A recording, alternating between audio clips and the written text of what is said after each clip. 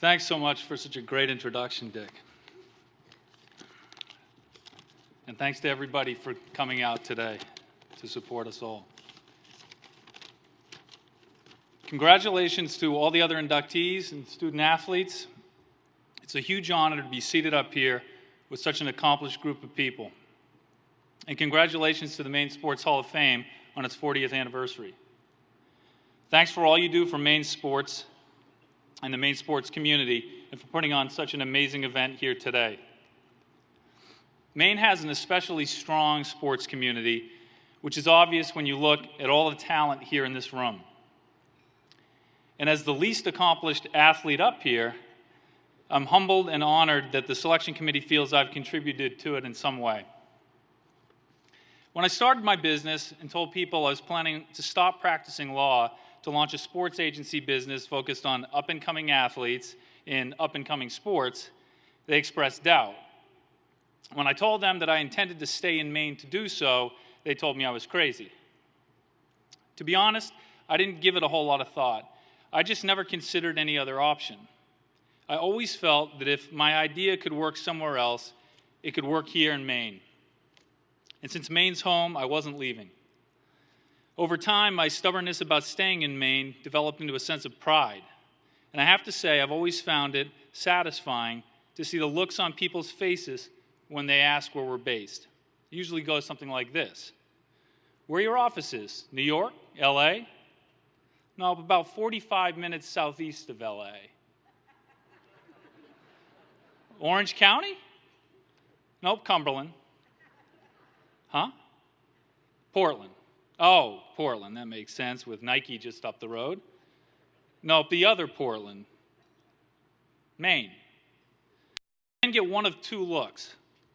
The one of immediate familiarity, typically followed by stories of summer camp or visits with relatives. In other words, they've been here. Or the one that betrays an internal mental of Ari Gold operating off the set of Deliverance. Either way, that look tells you a lot about the person you're dealing with. It's true that some things probably would have been a bit easier elsewhere, but whatever disadvantages there may have been, there have been many more advantages. I think there's as much talent here in Maine, not just in sports, but in business, the professional realm, and the arts as anywhere else. And there's something more here. People generally don't come through Maine to get somewhere else. And they don't stay here as a means to some other end. We live in Maine because we care a lot about where we live. I've always felt that this is what gives Mainers such a unique perspective and set of values, and it's what gives Maine a strong sense of community pride. People take pride in this community, and they want others to succeed. And over the years, I've benefited greatly from this community spirit. In our business, you're only as successful as the athletes you represent. I'm fortunate to have had the opportunity to work with some of the greatest athletes in sports and some of the best people I've known. As my business gained momentum, it became easier to expand into other sports and to attract athletes like Michael Phelps, Apollo Antonono, and Aly Raisman. If Ross Powers and Seth Westcott hadn't taken a chance on me some 15 years ago, when I was just a young lawyer in Portland, none of this other stuff would have been possible. As you know, these guys went on to win 4 Olympic medals between the two of them in 4 different Olympic Games. So thanks to you guys for believing in me and giving me the opportunity that you did, and thanks to you both for being here today. For agents, each sport is completely different business.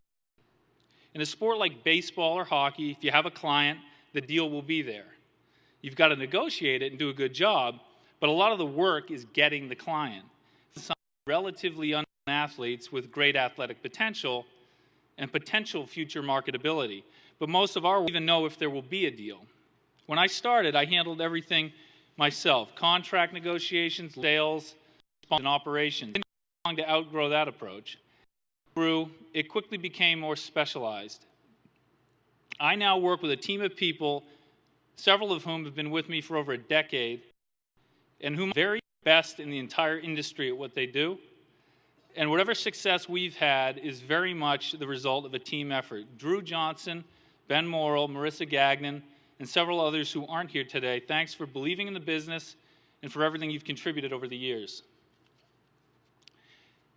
I'm the second of 3 brothers and the least accomplished athlete in that group as well. Growing up, our driveway served as the venue for every sport imaginable, and I suppose I ought to thank my brothers Jeff and Chris for helping to fuel my competitive spirit and cultivate a strong distaste for losing. I definitely need to thank my parents for supporting our interest in sports. My dad coached all of our Little League teams, and I don't think my mother missed a single one of our games. And for providing us with a healthy perspective on sports and a strong sense of right and wrong, both of which I found invaluable throughout my career. Most importantly, I want to thank my wife, Justine, for believing in the vision from the very beginning and for encouraging me to take the risks necessary to start this business. And my 3 wonderful kids, Aiden, Kenny, and Marin, who make it so easy to remember what really matters at the end of the day. Thank you.